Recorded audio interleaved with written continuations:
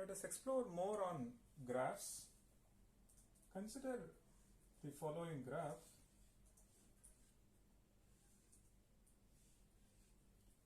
Let me label this as A, B, C, D, E. If you look at the degree sequence, degree of A is 2, degree of B is 2, C is 2, D is 1, and E is 3. Let's observe some interesting properties relating edges, degree sequence, degree sum, and so on. Let's look at this sum. So sum of degree of the vertices. So this one is 6, 7, 10. Let's count the number of edges. If you count the number of edges for this graph, it's 5. Let's look at this graph.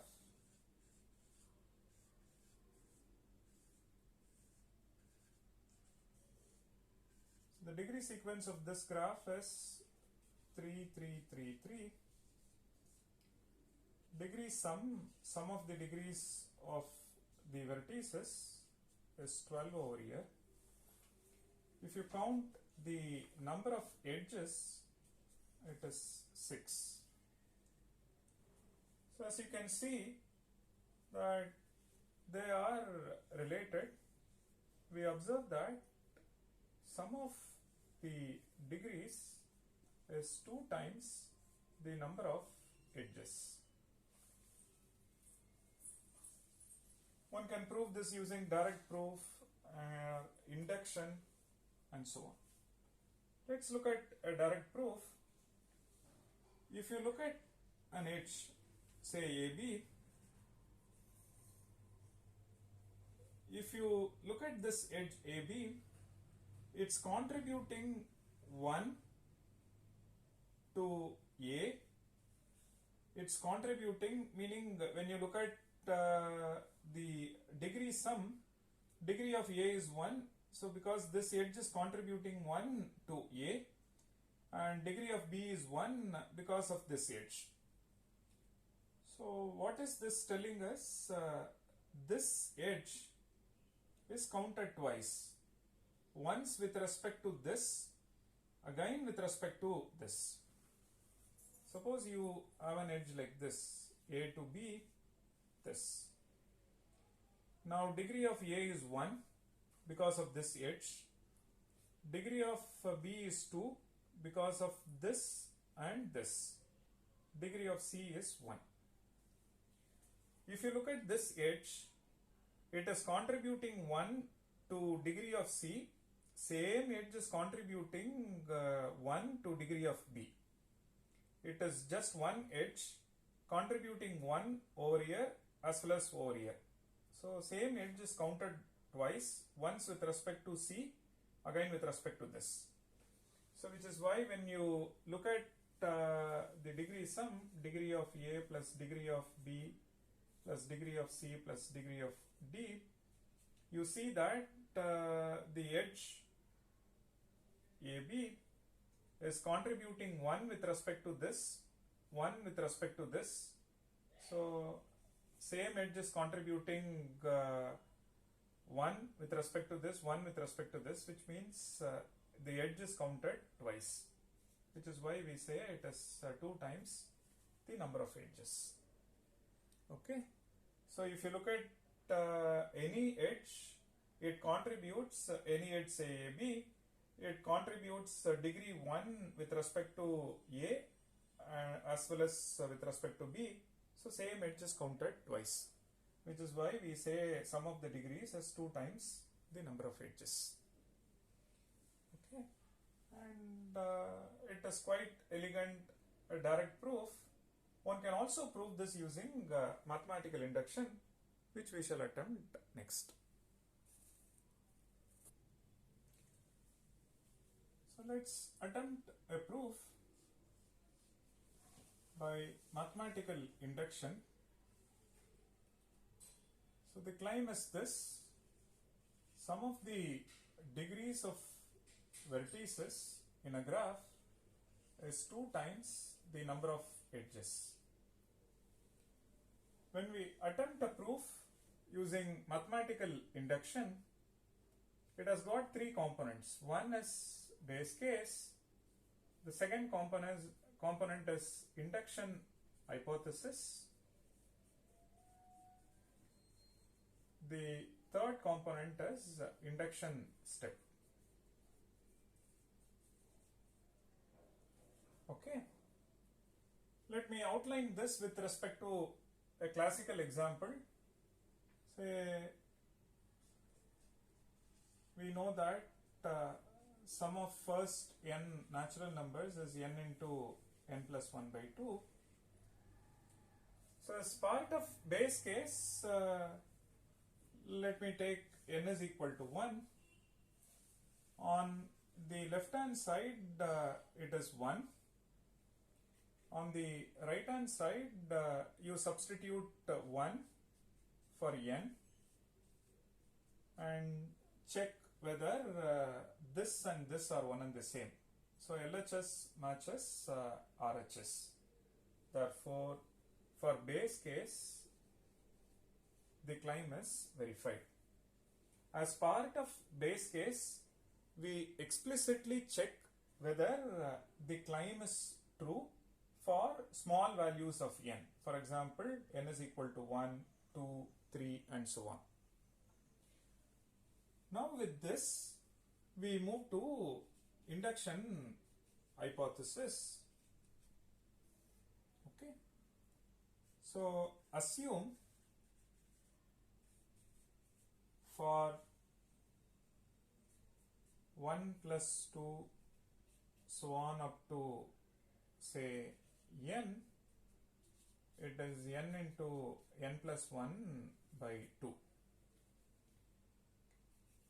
When you assume this, for n greater than or equal to 1, the lower bound that you fix over here should be explicitly proved as part of base case. So I say n greater than or equal to 1 because 1 is explicitly proved as part of base case. Now, is this a true assumption?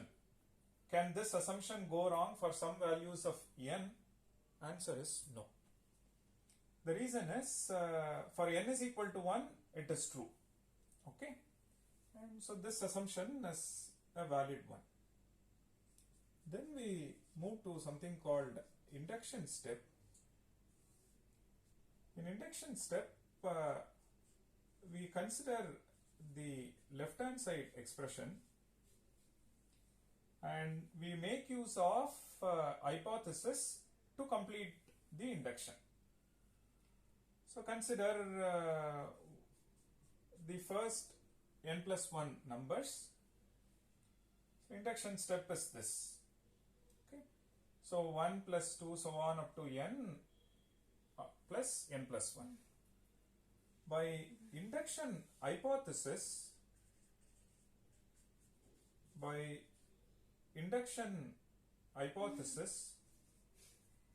we know that 1 to n is n into n plus 1 by 2 plus you bring this term. Now when we simplify this, we get to see that n plus 1 into n plus 2 divided by 2, which is precisely what we have to show when you sum up first n plus 1 numbers. So you see that we have used hypothesis to prove this. Now for n greater than or equal to 1, you consider this expression 1 to n plus n plus 1. By induction hypothesis, it is n into n plus 1 by 2 plus you bring this term. When you simplify, you get this, and therefore for all n greater than or equal to 1, the sum of first n natural numbers is n into n plus 1 by 2. Correct?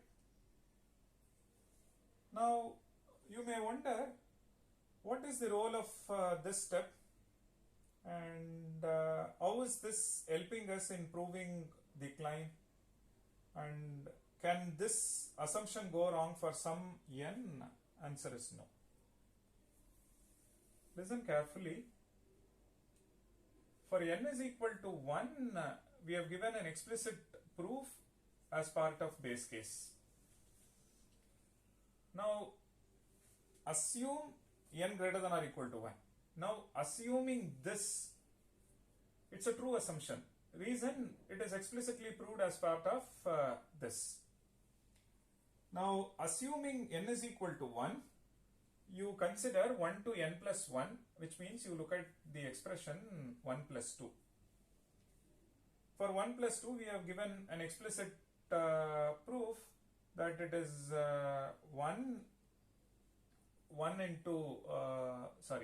2 into 2 plus 1 by 2. For n is equal to 2, we have given an explicit proof. We have shown that when you look at 1 to n plus 1, or in this case 1 plus 2, we have proved it is 2 into 2 plus 1 by 2. Now this is proved. There is no assumption at all. Now this goes into hypothesis. Now assuming n is equal to 2, we prove n is equal to 3, which means 1 plus 2 plus 3. Our induction step says this one is 3 into 3 plus 1 by 2. Fine. Now, this is explicitly proved, no assumption at all. When you assume that it is true for 2, and where was that proved? It was proved in the previous step. Now for n is equal to 3, it is true. Now assuming this, you go for 1 plus 2 plus 3 plus 4. So like this, at each step, starting from base case and assuming this, using induction step, you prove for n is equal to 2. Now assuming this, you prove for n is equal to 3. Assuming this, prove for n is equal to 4. So like that it goes. Therefore, you conclude for all n greater than or equal to 1, so and so claim is true. And so this induction hypothesis step acts as a bridge. It is acting as a bridge and helping you to link base case and the induction step.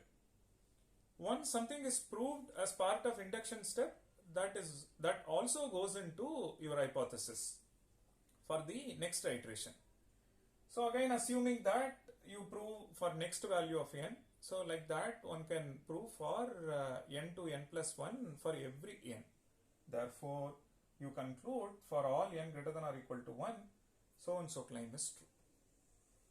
So on the similar line, let us employ mathematical induction technique to prove this claim. What should be our base case, and how are we going to move from induction hypothesis to induction step, or rather how do we bring induction hypothesis into induction step is something we shall discuss next.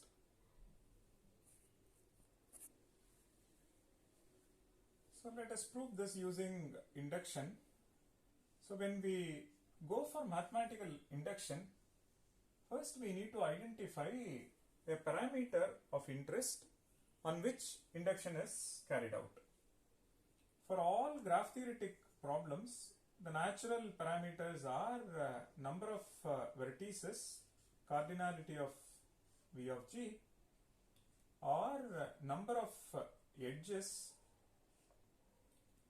or you can fix some other parameter, something like degree, maximum degree, and so on. So let's do induction on number of vertices, cardinality of V of G. Okay, and one can also do induction on the number of edges. Now, when we do induction on this, what should be our base case? Okay, let's look at the base case. Let's assume cardinality of V of G is 1, which means the underlying graph has just one vertex. Now let's verify this, and number of edges is 0, degree of A is 0, so 0 equals 2 times this. Okay, so which means base case is verified with respect to this. Let's look at the hypothesis. So for a graph on n vertices, n greater than or equal to 1, please note the lower bound for n starts from the number which is explicitly proved as part of base case, and so for a graph on n vertices, the climb is true, which means degree sum is same as 2 times the number of edges. Let's look at the induction step. So consider a graph on say n plus 1 vertices, n is greater than or equal to 1. So something like for a 1 vertex graph, climb is true. Now you consider a 2 vertex graph. That 2 vertex graph could be any graph. So we are not assuming anything about the nature of that graph. It could be any graph on 2 vertices. Okay, and it could be any graph on n plus 1 vertices. Let's look at the vertices v1, v2, so on up to vn, vn plus 1. Okay, so we don't know the degree of each of them, we don't know the number of edges. Let's assume degree of vn plus 1 is k. Okay, this k could be 0, it could be 1, it could be maximum n. So k can take a value between 0 to n, because we do not know the structure of the graph. This may be isolated vertex. In that case, degree is 0. It may be adjacent to just 1. In that case, degree is 1.